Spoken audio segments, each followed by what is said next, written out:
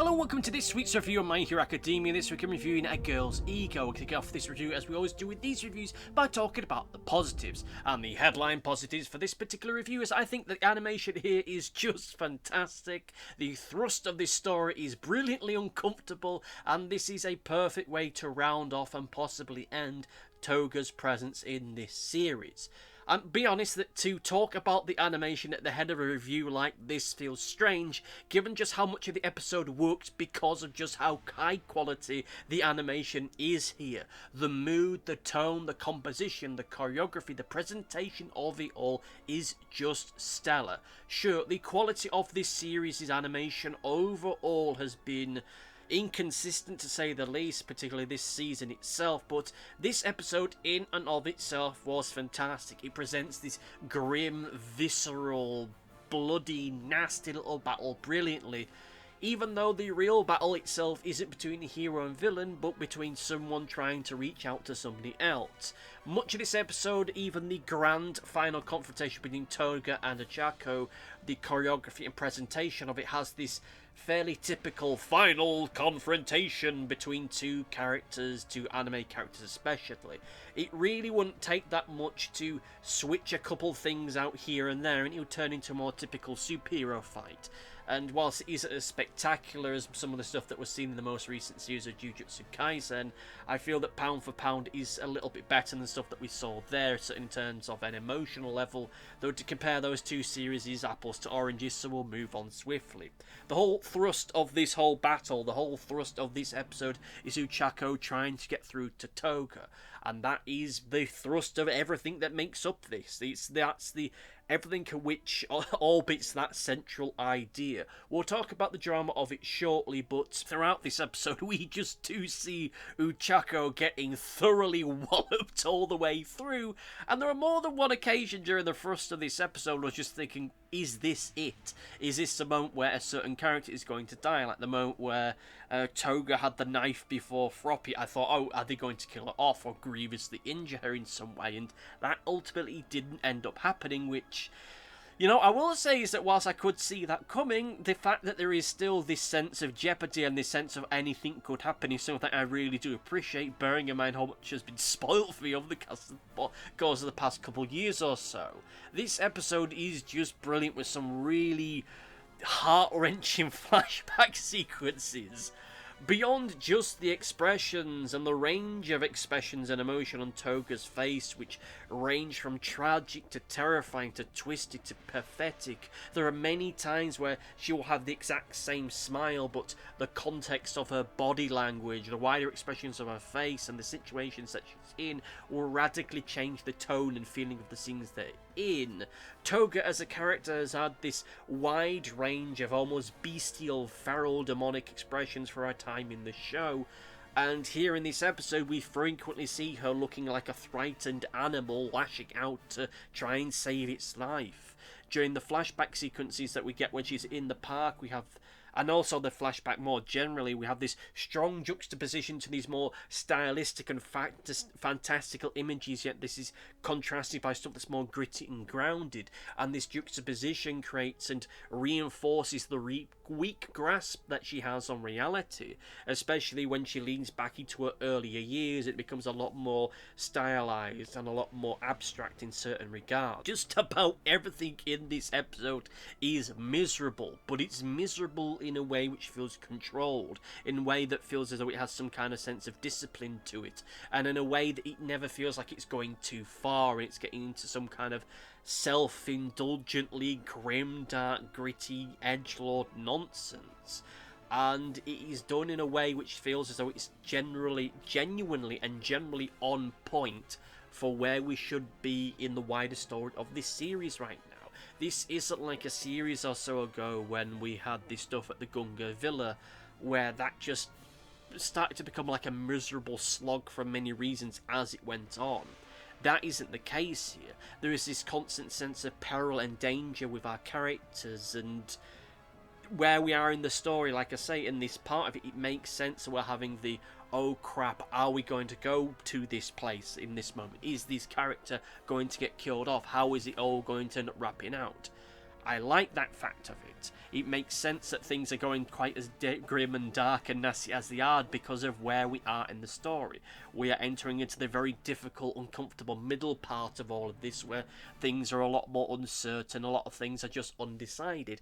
Granted, given the thrust of My Hero Academia season, this storyline thus far, it does have a thing of everything goes dark and miserable and nasty, then something nice comes along, then something dark and miserable comes along, then something nice comes along, which is a whole of discussion for all of the time. Like I say, it does all of this without going too far, without pushing itself into a realm which feels self-indulgent in a way that it feels though it's being dark and gritty and miserable for the sake of doing it, or to add some kind of adolescent idea of depth and drama to everything. It gives us a horrifying look into the reality of one character's life, and we have the desperation of another character trying to reach out to them, and to, if they can't save them, at least they can save everybody else. And we have this constant sense of everything just collapsing and falling down around us, when it feels as though the brink of the very world itself is about to collapse in on itself. With the old Quirk Doomsday being evoked, but here being evoked in a way which I will accept, given just how insane and twisted and awful and just how wild all of this is building out. Sure, I hate the Quirk Doomsday idea. I think it's a very silly one in and of itself for various different reasons, which we're not going to get into now. But given just the sheer horrific image of this tidal wave of bodies swarming over everything, I'm willing to forgive that. I'm willing to accept that. And we have this image of all these heroes trying to push against the brink, push against inevitability, and impotently trying to stop the tide like King Canute, with them all being slowly surrounded by these twisted, concocted copies of themselves, these parodies of who they are and what they look like and how they act, and it creates this almost sense that the world is going mad and that they are the lone islands of sanity in a world which is slowly being saturated by a manic, dark sense of revenge that has been long since needed, this desire to just tear everything down and wash it all away with a tidal wave of blood. It is this horrific vision, this facade of all of it, which is astounding to see. To talk about the drama on play here is almost impossible, as much like the previous episode, it borders into trying to contextualize and sum up the entirety of the universe on a postage stamp. It is this deep, uncomfortable dive into the personality and the personal history of a character whom we haven't gone that far into thus far. We have had moments of it here and there, but this is the time where we get it focused down like a laser beam and seeing it for its true nasty reality, even getting that horrifying phrase that should never be uttered by a parent: why can't you just be normal? And when I heard Toga's mother saying that, it almost broke my heart, and it shows just how doomed from the start she was as a person. She is someone whose power had a grip on them, someone whose quirk had an impact upon who they are on a personality level, who they are instinctively, who they are as an individual. But they never got the help and the support that they desperately needed. She spent her entire life having people trying to cure her, rather than having people trying to heal her. And this all gave rise to this person who just wanted people to like her, and wanted to live life in accordance to what she felt was her truer self, but a truer self that only exists due to how horrific her upbringing was. And the harsh reality is that for her, like for many people in this series and regrettably in the wider world, they would have never gone down the path that they would have done had they got the help that they so sorely needed. And this creates this really uncomfortable, depressing gut punch when you realise that and you see that with this character. And this is part of you that thinks how things could have gone differently had they got the help and the support that they desperately needed, and had not been brought up in this world in which he was living in. and she ends up growing to becoming this just hate and rage-filled figure, this twisted parody of the person that she could have been, one which seeks to free herself, to become her truer self, and yet also sees herself as being a monster. Something that we see in that final image of her in the younger representation of Ochako, when she represents herself as being this big, twisted, black and grey mass of muscle and disgusting, bloody nonsense, and how she looms over the younger, innocent version of Ochako. It creates this really arresting, nightmarish image, but that is how she sees herself. That is what she sees herself and how she has become. And in all of this, we have Ochako working her ass off to try and save the day, trying to literally save the day with this character, to save the day in the most literal superhero sense, but also on an emotional level. And when she finally gets through to Toga, that is the moment that Twice's power leads her. Twice's power is meant to be a metaphor for the grief and trauma that Toga has. The moment that Ochako finally breaks through to her, finally connects with her, finally makes this connection to her, is the moment that we see it leaving her body. As we saw over the course of this story, over the past few episodes, the angrier and angrier that Toga has got, the more her power has ranged, and the more this nightmarish Sad Man's parade, now Sad Man's Legion, has spread across the landscape. And we now see her becoming increasingly trapped by the grief and depression that she has, which has only made her power grow and has only fed back into that, creating this negative feedback loop. And it's only when someone actually reaches out to her that she's finally at a point where she can start to let go of the trauma that she has, that's when the power starts to weaken and fade off. Yes, on a technical level, at this moment, yes, this is the time when the power naturally ran out, and this is the moment that the blood left her system, and now the power of Twice is now gone forever, etc., etc. However, I distinctly and personally feel that the whole presentation of that is meant more as a metaphor for herself and her situation that she finds herself in, far more though so than just your standard superhero punchy action stuff. This wasn't about a delaying tactic on Ochako's part, it was her genuinely trying to reach out to Toga and to do what everyone else in her life should have done, and just to reach out to her as a human being and try to understand her and try to make her healed rather than cured. And this is the perfect way for this character to be rounded off, I think.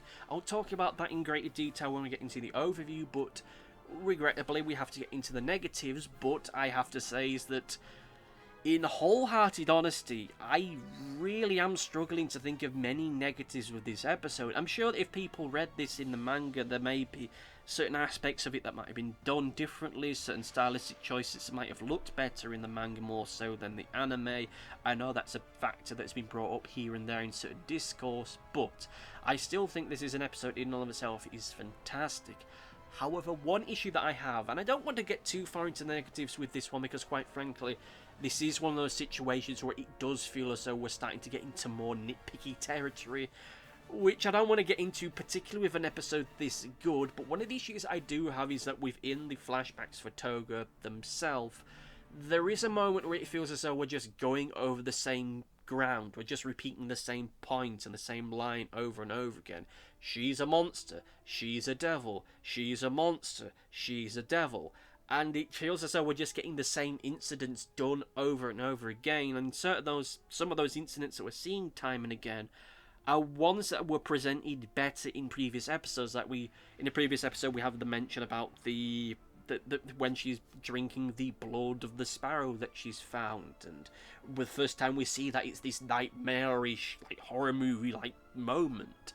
And a more recent time we see it in a more abstract and stylistic way, with her imagining herself becoming the sparrow and just flying away and not being part of the twisted dark world of man. And now it's presented in a more mundane, this is how it happened way, and the way that it's presented is good, but there's still this feeling of, it could have been done in an interesting way. Though, of course, coming to think about the fact we've gone from horror movie to abstract to just this is how it happened, I think makes for an interesting evolution of that whole sequence of events. How we've, as time has gone by, got a better understanding of who they are as a character, how they have changed as an individual as time has gone by, or rather how we've grown to get a better understanding of who they are as time has gone by, and to see that there's more to this character than just the stabby McWaifu thing that I think that has appealed to certain demographics of the fan base. With all that said, let us get into the overview, my overall thoughts on the episode. I have to say that this is a horrifically dark, miserable, bittersweet episode. I think is one of the better ones that we've had in this entire series, full stop. Toga is a character which is one that I've always had very mixed feelings of. I understand that she's a fan favourite, but for me, there's been moments throughout her time on this series that it's felt as though that her existence to a certain degree fetishizes mental illness in a way which in certain regards does feel like it is literally fetishizing mental illness. And the big problem that I've had is that we've never had these real just deeper dives into who she is, to see her more as a character, more as a human being, more as an individual, and less like a creepy, tropey Halloween costume thing. I understand that this kind of character is a trope in anime and manga. I'm not really an anime and manga fan, as I've mentioned in the past, so these kind of tropes and references just have no weight for me, but the fact that we're getting this deeper dive to her now, even if it feels as though it is in the dying moments of her time on this series one way or another, is one that I ultimately end up appreciating, because I think it adds a depth to the character that was really needed, and it does it in a way which feels deeply uncomfortably real. She's someone that has been abandoned by the people that she's had in her life because she just isn't normal enough for them, and she's never got the help that she desperately needed, because she was just this creepy little girl, and that's all they ever saw her as being, no matter how old that she ended up getting. I don't know how old the character's supposed to be, but I get the feeling she's, to a certain regard, in this state of arrested development given how she dresses. But all the same, this episode is one which is this uncomfortable deep dive into a character that has desperately needed it, and I will hope, much like I hoped with the stuff with Dabby last week, that this is the moment where we just draw a line under this character, and this is just the moment that they are done. We don't need to kill them off, we don't need to have them having some big final sacrifice moment. This is just the moment where it can just end with them. I think this is the perfect way to just end things with their character. Nothing else needs to be done with them. Next week we can just have a bit where she just passes out or gets arrested or something. I don't think anything needs to be done with this character further than this, because this is the best way that you can round all of this off. That's all it ends up needing, and hopefully this is effectively the end of this character's time in the series. Maybe she appears in a background shot, maybe she appears in an epilogue, but this, as far as her overall involvement in this series, needs to be the end of it, because if you do anything from this point on, it's going to take away a lot from this brilliant episode. Well, that said, however, let's get into Comment Corner! It's time for Comment Corner. Time for the comments from the previous video, the previous review that I did on My Hero Academia. I do apologise if I've been sounded a little bit distracted in the recording of this episode. I have literally, in like the 2 minutes before I started recording this, realised that the big main email that I use for a lot of work stuff has not received an email in 2 days, and I can't actually send emails to it, so hopefully we can get that sorted out, because God only knows how I'm going to replace all of that. With all that said, however, let us get into your comments from the previous video. And we thought us first of all kick off with my friend Gobo, who makes a wacky pun. Spoiler gag, Snape kills Dumble Knight. There's a crossover the world does not ever need to see, though I'm sure that it probably already exists somewhere. Our next comment comes from Big X1, who says, I thought that everything with Shoto and his family was amazing. I want to find out what happened with All Might. I could guess, but I want to know. Thank you for your comment, and whilst there was a part of me that was hoping last week that we would get deeper into these stuff with All Might this week, hey, I'm perfectly fine with what we end up getting in exchange with that. This is one of the certainly the standout episodes for this season, and probably one of the standout episodes of this series. Now it's come up to Scott TV Gamer. We are starting to run short on time, so I won't read all of this, but they end up talking about how they have similar kind of feelings as far as I did as far as the title of last week's episode. It was called I Am Here, but realistically it was more focused on Shoto Todoroki, so they suggest the title should have been Shoto Todoroki Rising, of course. This being a reference to the dozen or seemingly half dozen other episodes that have characters' name Rising. Their second statement is about this cut scene that would have appeared in the manga in the previous few episodes, or previous episode I should say, between Mr. Compress and Gaten, who is the ice guy from Metal Liberation Army, and how this was Mr. Compress's last time in the series, and then he just kind of disappeared from this point on.